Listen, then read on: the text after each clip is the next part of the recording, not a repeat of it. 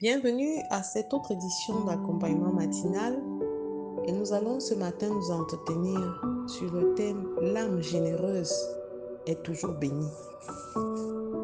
Et nous prenons pour appui le passage des Proverbes au chapitre 11, versets 24 à 25. Il est écrit: Tel qui donne libéralement devient plus riche, et tel qui épargne à l'excès ne fait que s'appauvrir. L'âme bienfaisante sera rassasiée, et celui qui arrose sera lui-même arrosé. Nous partons ici sur la base de ce que la provision de Dieu est intarissable et que nous sommes bénis de toutes les bénédictions dans les lieux célestes. Mais maintenant, il y a des clés fondamentales pour attirer cette arrivée de grâce et de bénédictions dans nos vies. Il est dit: tel qui donne libéralement devient plus riche, tel qui a dans les dispositions de donner, tel qui veut se donner et partager. Lorsque nous parlons de donner, nous ne parlons pas nécessairement de donner des choses matérielles ou de donner pendant les temps où nous connaissons nous-mêmes de l'abondance. C'est surtout dans les moments de difficulté qu'on connaît l'esprit qui anime chacun. Si dans tes moments de difficulté, tu es capable de te dire: je sais que je vis sous pression, mais je peux donner soit de mon temps, soit de quelque chose que j'ai à mon prochain qui est dans le besoin à côté de moi. L'âme qui épargne, tel qui épargne à l'excès ne fait que s'appauvrir. Le fondement du sacrifice que Dieu a fait pour nous, c'était celui de racheter qui était de mauvais en nous, afin de nous donner part à son royaume. Et ce sacrifice se résume dans l'amour. Alors si tu aimes ton prochain et si tu aimes quelqu'un, si tu as l'amour de Dieu en toi, il ne sera pas difficile de donner. Parce qu'en épargnant, tu es en train de, en épargnant à l'excès, comme on dit, tu es en train de restreindre ton capital spirituel. Parce qu'à quoi te servira d'amasser des ressources sur terre si tu n'es même pas capable de manifester au travers de ces ressources que le Seigneur t'a donné l'amour de Dieu? Bien plus que tout autre, cet amour de Dieu doit se manifester dans ton cœur, dans ton quotidien de tous les jours, par les plus petits actes comme par les plus grands.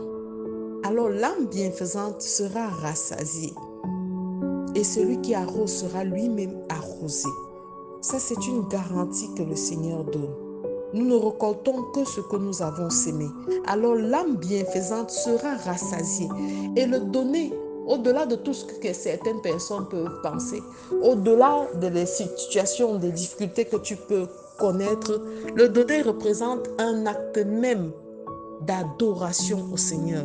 Je ne donne pas nécessairement dans le ministère, je ne sème pas nécessairement dans la vie de mon frère, de ma soeur, parce que j'en ai abondamment ou parce que sa situation m'a touché, mais par amour pour Dieu.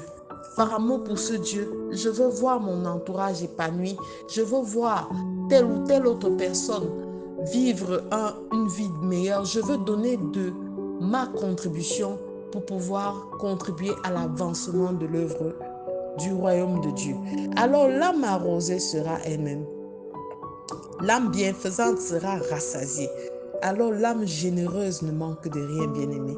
Ne regarde pas à la situation que tu vis.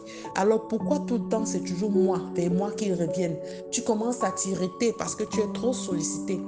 Mais rends grâce au Seigneur au travers de ces sollicitations. Parce qu'on te sollicite non pas pour ce qu'il voit, mais pour ce que le Seigneur a mis comme dépôt en toi. Jésus n'était pas quelqu'un de particulièrement riche, mais les gens venaient autour de lui et le recherchaient à cause du dépôt, de l'onction qu'il avait. Alors ne te demande pas pourquoi il me donne. De la même manière, pourquoi il me demande, de la même manière qu'il te demande, Dieu apporte tous les jours la provision, non pas pour que tu vives, tu puisses épargner, mais que tu puisses aussi soutenir ton prochain dans tout ce que tu peux et avec tout ce que tu as. Dieu est fidèle dans toutes ses voies. Et lorsque les gens commencent à te mettre la pression, plutôt que de te fâcher contre eux, rends grâce à Dieu parce que tu dis: Seigneur, s'ils commencent à me demander autant, c'est parce que tu as mis à moi une provision. Alléluia. C'est parce que tu as mis à moi un dépôt. Je ne le vois pas, mais je sais. Pour mon cas particulier, lorsque les gens commencent me faire des pressions, particulièrement financières ou de tout autre, c'est qu'il y a une bénédiction financière qui arrive. Et c'est toujours le cas, dès que je donne, je reçois plus que ce que j'ai donné. Et je ne m'inquiète de rien parce que je sais que celui qui donne la vision donne la provision. Le Seigneur sait de quoi tu as besoin exactement et il sait comment tu dois avancer. Mais à ta manière, manifeste et sème ce que tu peux récolter en acte de générosité, en acte de bienfaisance, afin que ton âme soit toujours rassasiée. Je te recommande de faire cette prière avec moi. Père éternel, je te rends grâce pour tout ce que tu as prévu pour moi.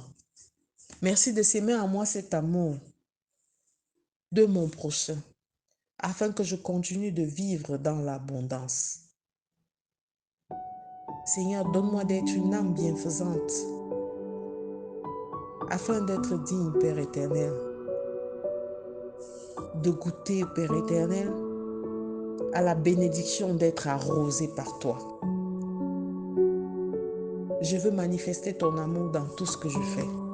Au nom de Jésus-Christ, nous avons prié. Amen, amen, amen. Excellente journée.